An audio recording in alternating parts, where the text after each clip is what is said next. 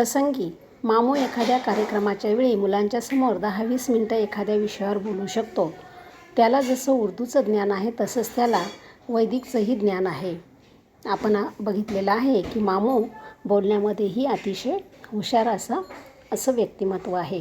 कारण कोणत्याही विषयावर ऐनवेळेस कोणताही विषय समोर आला तर त्याच्या पूर्वज्ञानाच्या आधारावर तो मुलांच्या समोर 10-20 मिनटं एखाद्या शिक्षकासारखं बोलू शकतो. शाळेत शिपाई असूनही त्याला बोलण्याचे अतिशय ज्ञान होतं.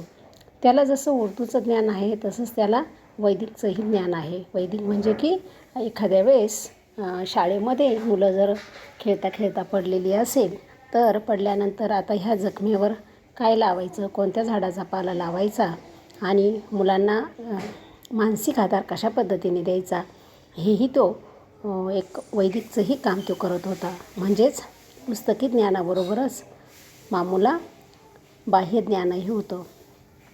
लहानसर चण असलेल्या शिक्षकाला तो म्हणतो, काय पवार सर, काय ही तब्येत, पैसा काय कोण उरावर बांधून नेणार जाताना, जरा अंग धरीसारखं काहीतरी खावं. कारण मामू शिक्षकांना चेष्टेने म्हणायचा. एखादे शिक्षक जर बारीक असेल तर त्याला ते चेष्टेने म्हणायचे की काय करायचं आहे सर, इतका पैसा कमवता पण तब्येत मात्र तुम्हाला कमवता येत नाही. काय करायचं आहे पैसा साठवून काय वर न्यायचं आहे, जरा आपली तब्येत सुधारावा. मी सांगतो तुम्हाला, साखरेच्या पाकात तूप घालून त्यात शेरभर साफ धुतलेल्या खारका बिया काढून 15 दिवस मूर्तीला घाला. रोज सकाळी अनाशापोटी 2-2 खावा. महिन्याभरात तुम्हाला कोणी ओळखणार नाही. हा जो मामूचा जो सल्ला आहे, हा मामूचा सल्ला घरगुती सल्ला आहे आणि त्याचबरोबर त्याचा अनुभवाचा सल्ला आहे. जर तुम्हाला तुमची तब्येत सुधारायची असेल तर तुम्ही काय करा, एक शेरभर साफ धुतलेल्या खारीक काय करा, बिया काढून 15 दिवस ज्याप्रमाणे लोणचं टाकतात लिंबाचं वगैरे त्या पद्धतीने त्या खारका काय करा, तुम्ही त्या भिजायला घाला आणि रोज सकाळी अनुशापोटी म्हणजे उठल्याबरोबर दात घासल्यानंतर पाणी वगैरे पिण्याच्या अगोदर अनुशापोटी त्या खायच्या. म्हणजे महिनाभरात बघा तुमची तब्येत कशी सुधरून जाईल, असा सल्ला तो शिक्षकांना द्यायचा. कुणाच्या पायाला लागलं तर त्यावर कुठला पाला वाटून लावावा याचा सल्ला द्यायला मामू विसरत नाही. कुणाचं पोट बिघडलं तर त्यावर कुठला काढा प्यावा याची सूचना द्यायलाही तो चुकत नाही. म्हणजेच की जर समजा एखाद्या वेळेस पोट दुखत असेल तर पोट दुखल्यानंतर कोणता काढा घ्यावा, त्याचबरोबर जखम झाल्यानंतर त्यावर कोणत्या झाडाचा पाला लावा हेही मामू सांगत होता.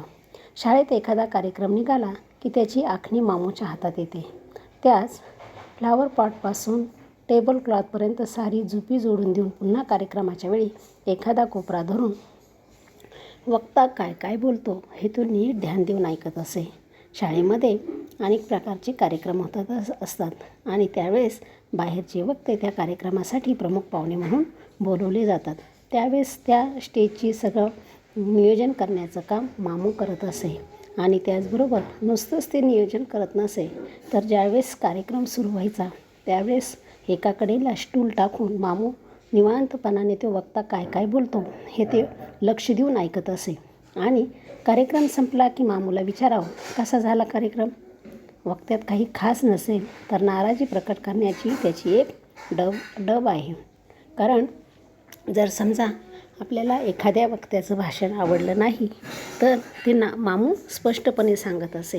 आणि एखाद्या वक्त्याचं भाषण जर आवडलेलं असेल तर तेही कौतुकाचं तो काय करायचा, स्पष्टपणे सांगायचा. म्हणजे स्पष्ट वक्तापणा हा मामूकडे असलेला आपल्याला दिसून येतो. मग त्यावेळेस मामू उत्तर द्यायचा, बोललं चांगलं ते, पर म्हणावी तशी रंगत नाही भरली.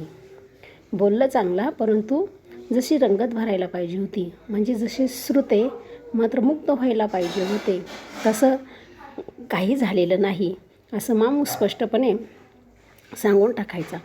आणखी वर्षभरानंतर मामू या शाळेतून सेवानिवृत्त होणार.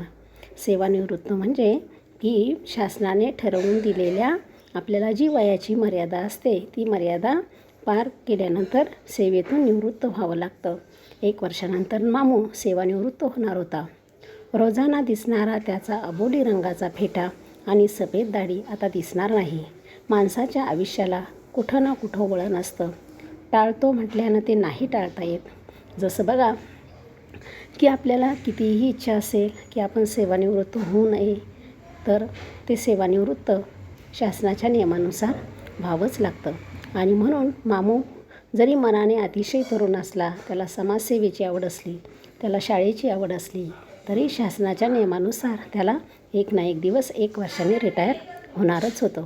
त्यावेळेस शाळेतील शिक्षकांना आणि विद्यार्थ्यांना असं वाटलं की आता हा जो मामू आहे, जो अबोली रंगाचा फेटा आणि त्याची असणारी सफेद दाढी, आता तो 1 वर्षानंतर आपल्याला शाळेत दिसणार नाही. आणि कुठेतरी माणसाला आयुष्यामध्ये वळण ही येत असतात आणि ती वळणं आपल्याला टाळता येत नाही. सरकारी नियमच आहे, त्याप्रमाणे मामूला घरी जावं लागणार. पण मला मात्र वाटत राहतं की त्याच्या शेवटच्या क्षणापर्यंत त्याच्या हातानं इथल्या थोरडा घंटेचं घन असा टोला पडत राहावा. लेखक म्हणतात की जरी मामू शासकीय नियमानुसार सेवानिवृत्त झाला, तरीसुद्धा माझी एक अपेक्षा आहे की मामूने शेवटच्या क्षणापर्यंत या शाळेसाठी काय करावं, योगदान द्यावं आणि त्या टोलाच्या तालावर चैतन्याचे अगणित कोवळे कोंब नाचत राहावेत.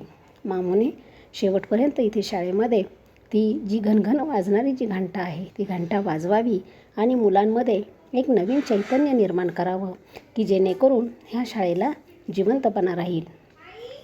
जोडल्या हातांनी आणि मिटल्या डोळ्यांनी कवळिकीच्या असंख्य अनागढ कंठातनं प्रार्थनेचा धीरगंभीर बोल असेच उमटत राहावेत आणि दगडी खांबाला रेलून ते प्रार्थना बोल ऐकताना पार बुडा झालेला मामू असा कसल्या तरी विचारात कायमचा हरवलेला बघायला मिळावा की जो नेहमी समाजाचा विचार करणारा, जो नेहमी आपल्या शाळेचा विचार करणारा, जो नेहमी विद्यार्थ्यांचा आवडता, शिक्षकांचा आवडता असा हा मामू कायमस्वरूपी या शाळेच्या कोपऱ्यामध्ये स्टूलवर एक चित्तसमाधी लावून बसलेला, कोणत्या तरी गूढ विचारामध्ये रमलेला असा मला दिसावा, अशी लेखकाची शेवटची इच्छा आहे.